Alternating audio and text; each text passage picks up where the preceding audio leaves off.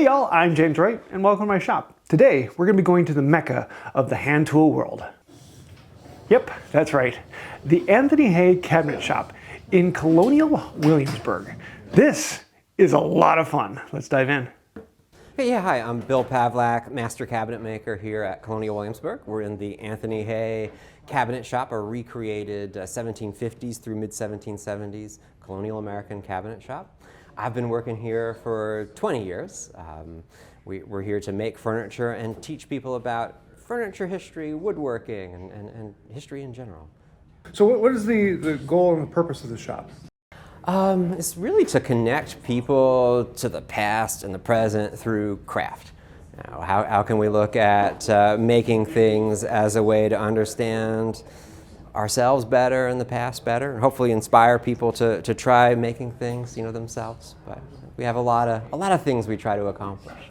What kind of things do you make here? Generally in our shop, hopefully mirroring what they did in the 18th century, we're making high-style, fashionable furniture. So cabinet makers, almost by definition, we're doing the higher style things. So from maybe the upper half of sort of the middle class and above, if you could afford to think about furniture and fashion at the same time, we'd be the place to come.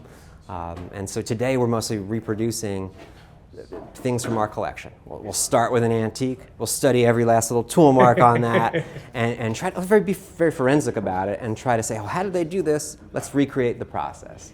And if we recreate the process, we should get something that looks pretty close to what the original was like. So what are the interesting things you found over the years?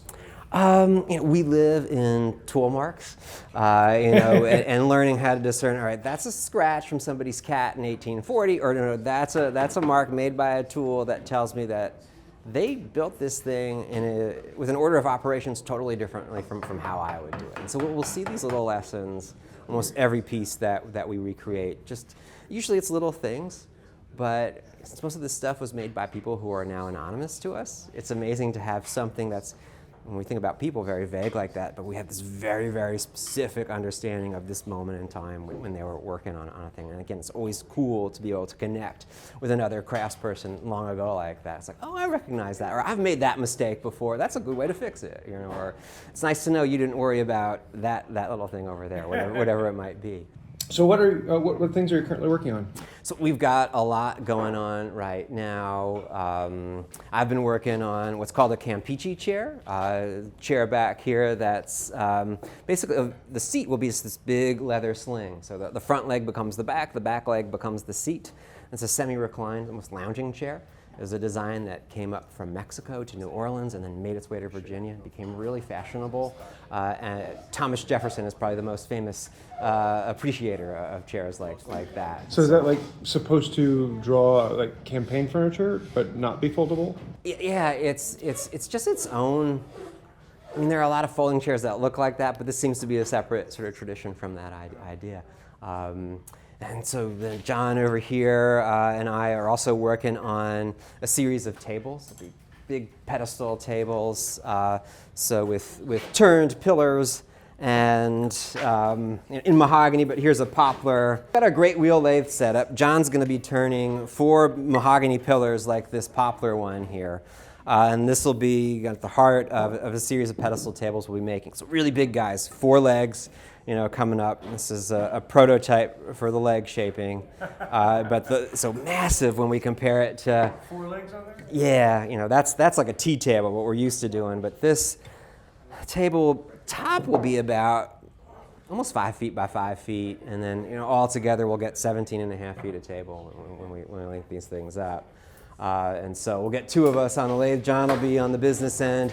We'll take turns turning the wheel over here to provide him with the power. We also have a treadle lathe in the shop. We found that while these pillars will fit on that lathe, it requires just so much extra force pedaling that it starts to destabilize your hands a little bit, and you get tired fast. So time to break out the great wheel. Tam in the back corner is our apprentice cabinet maker. She's been working her way through this chest of drawers over here. So lots of practice in dovetailing and learning all about case construction, strategies for that. And then the shop, based on a great advertisement from the 1760s, also makes harpsichords. We do that as a separate specialized trade. And so Ed, Wright, and Melanie Belanger here are harpsichord makers. And you can see Melanie poring over the keyboard of the newest instrument. And so they'll make every aspect of these instruments except for the strings, which, like in the period, would be imported. So a lot of projects. That's cool. But that's only step one.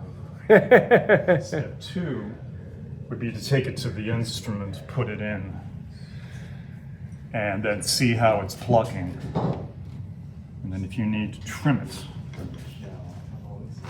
you have to use this and trim the end at a little bevel. That's how you'll trim it to lengths. And if it's a little thick, the knife has to be cutting like a razor. There's just a little bit of paring you can do on the underside. The top side is very smooth, so you don't want to fool with that. Yeah. And the rest of the lever underneath, we stain black too, so that it, when it bobs up and down, you don't see the white pine underneath. And then one of the last steps, the little arcades in the front of the white keys there. So more bone. Basically, we'll take sort of a full circle, a square of these, use a spade drill bit. We soak the bone in vinegar first to soften it up. The vinegar will dry back out and it'll harden back up, but gives us those nice little half moons there in the front too.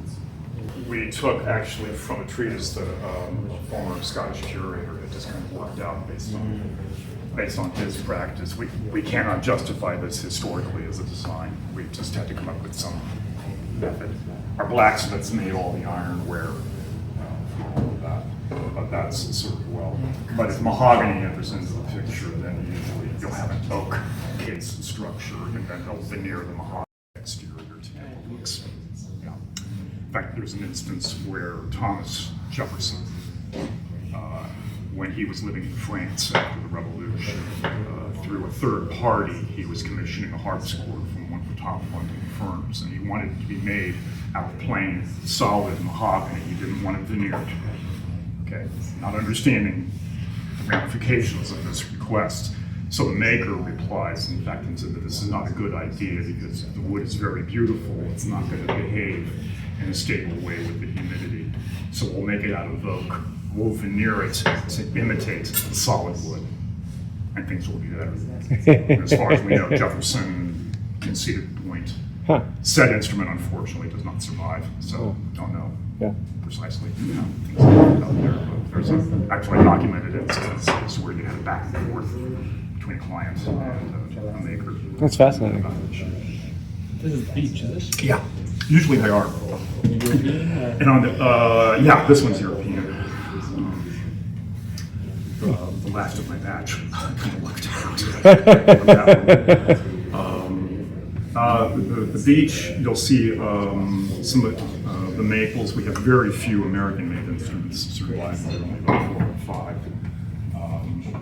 And they're all Pennsylvania and New England. We have none from Virginia, the Carolinas. We have a couple of antique instruments in our collection, and also one up near my collection near Roanoke that we know were imported and were here in Virginia in the 18th century. That's about as close as we get to something from that time that was here in the region. The shop offered making them. We don't know whether they ever did. I dare say a lot of it would have been very likely maintenance, because with these totally wood structures, the instruments are always going to be susceptible to humidity, so they're going out of tune more frequently. The mechanism can get out of adjustment. So we'll see makers, especially in England too, they will offer maintenance contracts. Oh, yeah. So if you live within 5 or 10 miles of where businesses, pay a year's fee and come every month. Keep it in tune and fix things, and Keep it going with this design. So, key levers. I don't know if you want to, it might be in the light to see inside there. You can see the jacks actually sitting on the keys. Okay. And then the head And then pops up. here. Pops up, falls to rest. And then if we get the light correct, which is difficult, here. And then if I really slowly, you can see it hit. There it goes, yeah. And then hit. Can you do full speed?